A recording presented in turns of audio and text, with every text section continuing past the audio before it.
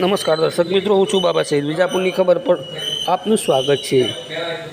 દર્શક મિત્રો, ગઈકાલે જે વરસાદ પડ્યો હતો વિજાપુરમાં, વિજાપુર તાલુકાના ગ્રામ્ય વિસ્તારોમાં પણ વરસાદને લઈને રસ્તાઓ પર પાણી ઉતરી પડ્યું હતું. જોઈ શકો છો આજે ટિંટોદરના ગામના દ્રશ્યો જે છે, જ્યાં મુખ્ય રસ્તાઓના ઉપર, મુખ્ય માર્ગોના ઉપર પાણી ઉતરી પડ્યું છે અને ત્યાં નાના મોટા રાવળવાસ કહી શકાય, ત્યાં રાવળવાસમાં પણ પાણી ઉતરી જતાં ત્યાંને સ્થાનિક રહીશો પરેશાની ઉદ્ભવી છે.